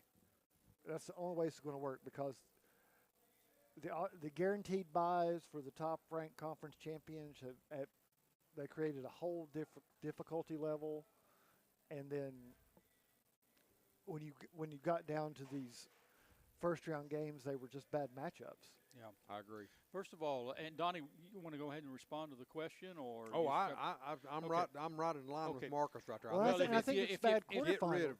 if We've got to do bad quarterfinal matchups too. if So you, I mean, if you don't, Yeah. if you don't, in my opinion, you play all year. You got a conference champion. Award that conference champion Sure. based on the 3 months of playing. You don't need the conference championship game. Nope. But if you do what Marcus is saying, then your conference championships game in reality don't really mean anything. I mean, except for That's why- maybe seeding is concerned. It's not going to give you any bye. So it's the advantage of it is not very good. I think if you have a formula that goes out there and certain conferences are guaranteed a spot, then you have a conference play-in game and your 3 and 4 teams are playing each other for that third spot. Make that a first-round play-in game. I think those will work. Yeah. I've written some things down here. I'd like to see them do a little bit more emphasis on the scheduling, a little bit more emphasis on scheduling, a little less on wins and losses. I'd like to see them look at teams down toward the end that are really playing well and hot. One of those teams, South Carolina, for instance. Yeah. You know, they were really on a run right there, and it looked like they could, make some damage. Could have. In the playoffs. And look at that a little bit more. Look at that. The strength of the team, and not so much. On their wins and losses. And of course, you may have some of those 3-loss teams. One of the other things that I'm big about is if you're going to go on emphasis of scheduling, the SEC plays 9 conference games right now, I'm sorry, They play eight. They play 8. I got mixed. And the Big Ten plays 9, for instance. I would like to see the SEC go to 9, or all conferences be required to play at least 9 conference games, or even 10 conference games. Because I think that what's happening with those 8 games, sure they'll play, like they're playing Syracuse this next year, and Syracuse won big yesterday. That might be a pretty good game. They've played North Carolina State, in the past, and some of the other teams. But you got about 3 of those games that are just totally worthless. They're meaningless. They're not going to help you in the playoffs. So I'd like to see the conferences go to 9 games at least, and maybe 10, and that would eliminate some of those games that don't mean anything. Now, Marcus may have a different view on that. He likes those rest up type games. Get yourself well and let everybody play. No, I just think in the manner of the feeder system in recruiting, you need to see how some of those guys play against Tier 1 talent if you're going to sign them to an NIL in the offseason as a transfer. Yeah. If you're going to take that guy who was a Division II quarterback and give him a shot, you might want to see him play against Alabama and see how he does. Yeah.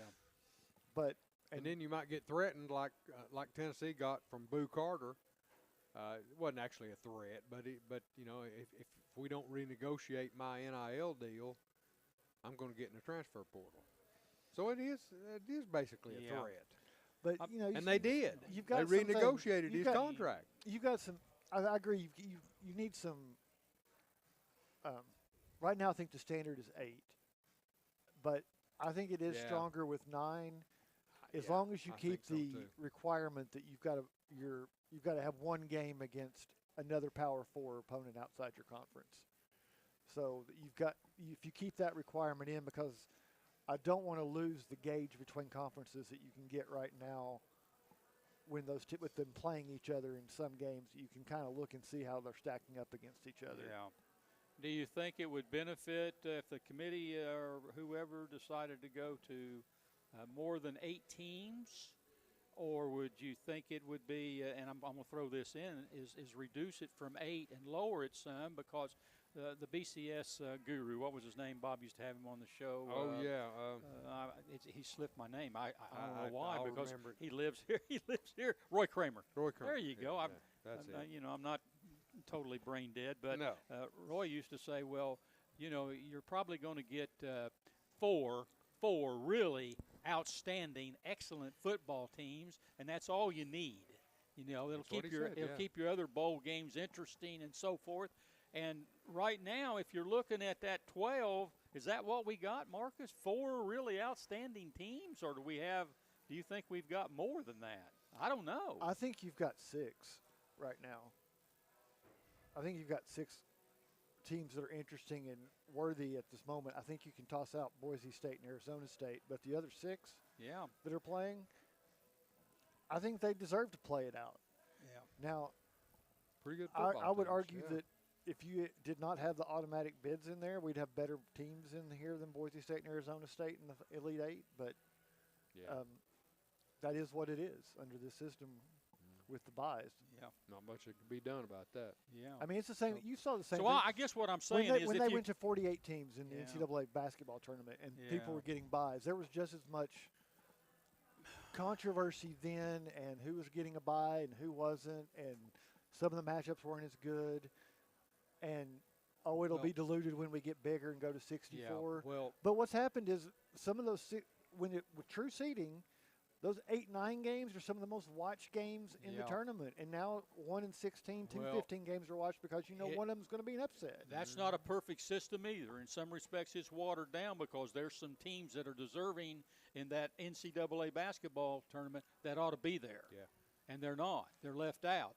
And they're those borderline teams that are certainly better than some of those mid-major and teams that got in because they won conference championships. Same argument we're having right here. Exactly. They won conference championships, so they get into the tournament. But are they better than a middle-of-the-road SEC team that they'd probably beat them 20 points? If they played in a regular game, that they end up going to the NIT. Agreed. So that deal, I think people get confused that, hey, this is a great tournament. This is 68 or 72 of the best teams in America. You still don't have the best teams in America in that tournament, the way it's set up. So, the argument's there. But anyhow, Penn State, number 6 seed, will play Boise State today. That game's That's on Tuesday. Oh, I'm sorry. It's Tuesday. I'm sorry. You're used to these Saturday games. This is the other things going on. I got everything mixed up. Football needs to be played on Saturday. I thought Christmas was on Sunday this year. I thought Christmas was on Sunday, so that's me mixing everything up. I know better than that. Yeah, Fiesta What was Bowl. funny was when he was standing here on Christmas Eve morning waiting for you and me to show up. This one's going to be on New Year's Eve. This one will be on New Year's Eve at 7:30, and that winner will get the winner of Georgia and Notre Dame. I think so far Penn State, I think they've had the easier road, the best draw at a number 6 seed. I would think so. Yeah, I'd think so. And then Texas, and they're 11-point favorite over Boise State. That game's on ESPN at 7:30. And then, and that's the Fiesta Bowl. Chick-fil-A Bowl will have number 5 Texas against number 4 Arizona State. That will be on New Year's Day, 1 o'clock on ESPN, and New Year's Day will be next Wednesday. Yes. And they'll get the winner of Ohio State and Oregon. So got a tough assignment. Texas is expected to blow out Arizona State. We'll see. They're a 13.5-point favorite. That first game, the Fiesta Bowl, I would think that would favor, as far as a home team, would favor Boise State. In the Peach Bowl, I don't know. Both of those teams are sort of away there, but the Rose Bowl and the Sugar Bowl got a little different situation. Number 8 Ohio State, 2.5-point favorite today against number 1 Oregon, and that game will be at 5 on ESPN. I would think that'd be more of a home game for Oregon than it would be for Ohio State. Of course, the winner will get the winner of Texas and Arizona State. And the Buckeyes lost to Oregon by 1, and they got the big blowout, the big win against Tennessee, and they're feeling pretty good about themselves. Can they go out there, Marcus, and redeem themselves against Oregon after that 1-point loss? Well, I don't know. AccuWeather says it's supposed to be 75 degrees, so I'm guessing Ohio State's going to wilt in the humidity and heat of the Rose Bowl. Yeah. Well, I'll tell you this. All those years that Woody Hayes was Ohio State and all those years that Bo Schembechler was at Michigan, where they dominated the Big Ten all those years, and they flew out there to play that West Coast team every single year. What happened out there most of the time, even though they were highly ranked, they came home with a big L. A big L. And I don't know if it was the distance or the climate or what it was, but those Big Ten schools out there in that Rose Bowl have not traditionally fared well, Marcus. But now you got 2 Big Ten teams playing each other. I guess. So, Well, if you look at it and I that think way, arguably Oregon to me is still not. They're going to have to be in the Big Ten a while before I can. Arguably, you've got the 2 best Yeah. teams playing each other, and if you're a Big Ten fan, you're kind of upset because your 2 best teams are playing each other in the quarterfinals. Yeah. That's Yeah. true. Yeah. Can't be a Big Ten national championship. Yeah. can it? Well, I mean, down- you've got Penn State up there, so you've Well, got your third team. It's possible. But the SEC's got 2 in, but they've got 2 roads to get there, which is just as many as you do. Yeah. Notre Dame, number 7, will play Georgia in the Sugar Bowl. That will be the nightcap there. It's going to start at 8:45. It's on ESPN. Well, you can just figure 9 o'clock. So, Donnie, I don't know. It's going to be the next day before that game's decided. Oh, yeah. Good grief. Yeah, next I day don't like anyway. those late kickoffs. Yeah, this is going to be like the election that we have. You have to wait till the next day to find out who won the election. Now Yeah. you have to wait till the next day to find out Who who won bowl the game? Yeah. But Well, get this, Mike. I'm just checking Ticket Tracker. So, the Penn State game in the Fiesta Bowl, tickets as low as $88. Notre Dame and Georgia in New Orleans for the Sugar Bowl, tickets as low as $83. Texas, Arizona State at Chick-fil-A Peach Bowl in Atlanta, tickets as low as $1,750. oh, my goodness. all right. So there's obviously some fan appeal going on about who's traveling and who's not right now for Yeah. this. Before we get out of here, I was kind of looking at an incentive for these teams. Really Notre Dame has played a bowl game ever since Northern Illinois, Donnie, because if they lose the game, they're done. Right. I mean, they could not, after Northern Illinois, after that defeat. They couldn't, And, they if, couldn't and, lose and if another Notre Dame won a national championship, how would you like to have that on your schedule? Hey, we won a national championship, but we lost to Northern Illinois. I mean, I don't think it's going to happen, but wouldn't that be a bummer? So boy. they have basically played under pressure all year long, so I don't think pressure is going to be a big deal with them. On the other hand, Georgia, Carson Beck, their quarterback, is out. And they've got a redshirt sophomore that will replace him. He did a good job in the Texas championship game, as we mentioned earlier in the show. Gunner Stockton, like his first name, Gunner. There you go. I like Gunner. Gunner Stockton, he'll be the quarterback. And both teams have solid defenses, and both teams can put points on the board. Should be a great game. And I think that the last 2 times they've played, I think Georgia won the game up in South Bend, but I think it was like 13-6 or 13-7. It was a very You low remember that scoring game? close It was, game, it was a very close game. And then everybody thought Notre Dame was going down to Georgia, the first game of the year. I don't know. This was 3 or 4 years ago, maybe. And Notre Dame went in there and gave them all. And I think it was a less than 5-point game the second time they played. So I don't know. They've got Georgia as a 2-point favorite. And I think the thing that's we're going to hear way too much about the next 3 days is the disadvantage of Gunner being quarterback, because at most you've got one half of competitive football to look at of him playing in the SEC championship game. But you don't have any tape of him worth the full Georgia offense and what Georgia will want to do with him as their quarterback that they may not have done with their other quarterback.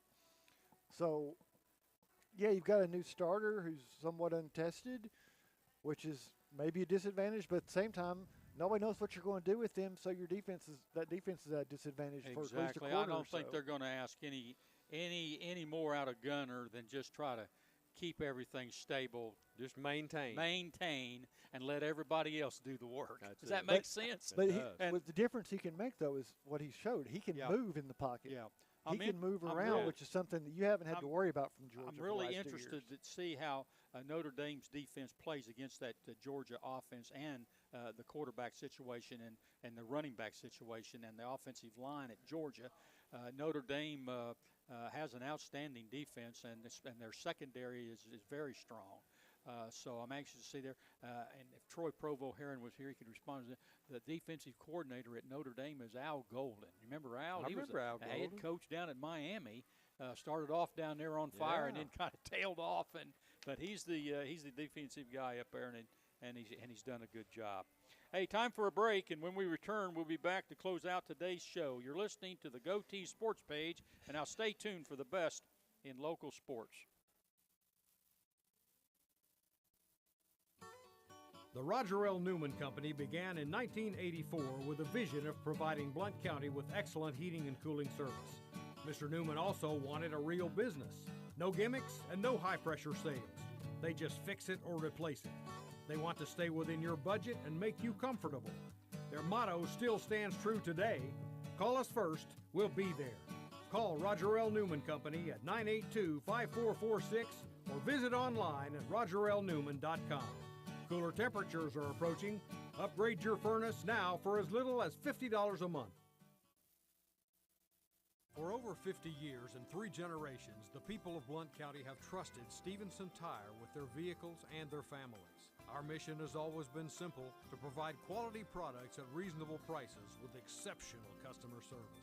Featuring tire products from Michelin, B.F. Goodrich, Uniroyal, Bridgestone, Firestone, and Yokohama, Stevenson Tire also offers alignment and brake services at affordable prices. Stevenson Tire Company, 2411 East Broadway Avenue in Maryville. Call 983-1621 or online at stevensontire.net.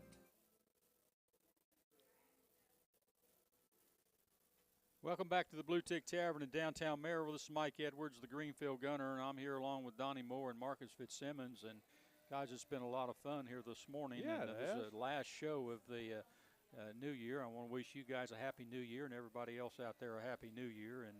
And hopefully we can get back on track next week. Marcus, everybody's on Christmas break. High school athletes are in tournaments, and Tony Iruli is down in Florida, and hopefully we'll get him back next week. But I've enjoyed being with you guys this morning. We've had a lot of area to cover here. We're not quite done yet. But very it's been enjoyable fun. show. Yeah, been fun. It's been fun. Yep. I want to talk a little bit about Dylan Sampson. You know, he's decided to enter the NFL draft, and I'm going to end this kind of on I don't want to on a downer note, but I feel strongly about this. To me, he's another case of a college athlete that uses college facilities and then leaves for his own selfish monetary reason. I know a lot of people out there think differently on that account, but here's the way I feel this way. I don't understand why universities are paying these athletes anything extra above their scholarship. And I'll tell you why. These guys, they can't function, they can't move on without facilities and without promotion. The university they're holding the cards, and they're paying these guys. I don't understand it. I don't understand why they're paying them any more than a scholarship, and then they leave on them. You know, like, I don't know, Marcus. Is it time to, you know, since we've got a pro deal here and these guys are free agents and they just go whenever they want to go to the pros, they can go transfer portal, and I don't know. When are these universities going to wake up and say, hey, look, we're holding the deck of cards here. Yeah. You're not going anywhere without facilities and without promotion. So why are players Because they know dictating they the can. system? They're Huh? not- the NFL's not going to say we're not going to draft you just because your university didn't do this or that, or because you made your university mad.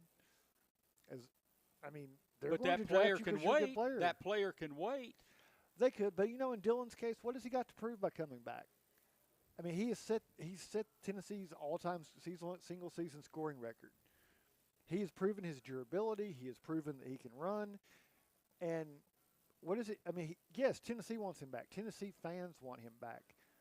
And maybe he'll decide not to, you know, maybe he'll explore it and not take the out. But I doubt that. But, Well, I mean, all he can do is come back and get hurt, because I don't think he can improve his draft stock with another season.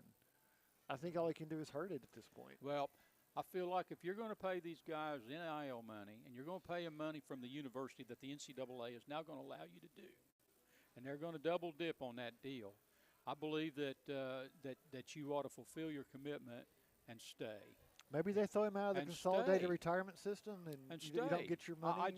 I think that if it's gotten to where it's going right here, and you've got the upper hand with facilities and promotions and TV and everything, that these players need to sign contracts. I mean, these players are just leaving. And the basketball player for we talked about him, Cam Carr. I mean, it's not even Christmas time, and he's already out of the basketball program over there. Yeah, you're telling me that guy's giving it a chance, that's all that he feels like he's going to be worth over there just to run off into the transfer portal? I mean, I just don't get it. I just don't understand. I don't either, Mike, and it seems to me that these athletes who are getting into the portal and leaving early are saying what they're saying to the Tennessee fans and to Tennessee Nation, the Vol Nation, is that we don't have confidence that we can come back and compete for a SEC championship or a national championship. Yeah, some of them, they know they're not going to be a starter. They've looked at who's already coming in, who's been signed, and they're not confident they can win their position back. That could be as well. Back in the day when it was all about going to school and getting your education, getting your scholarship, and staying 4 years, and your loyalty to that school and to that university, players sometimes would go out and after they graduate say, well, I just felt like, in those 4 years they just kind of used me to sell tickets.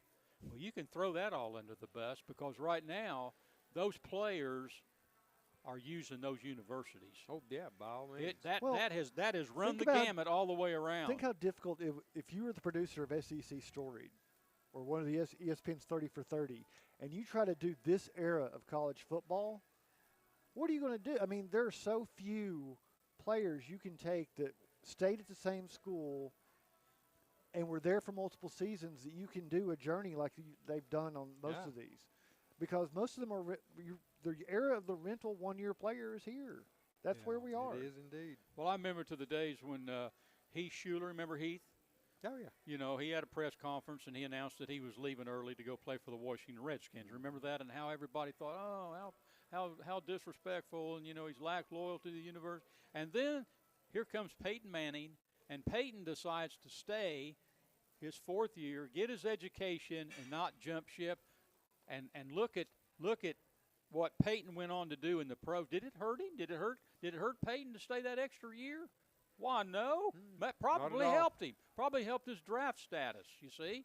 So, I don't know. Well, and in Peyton's case, it's even more doubly so because Peyton graduated in 3 years. He already had his degree when he made that decision. Yeah.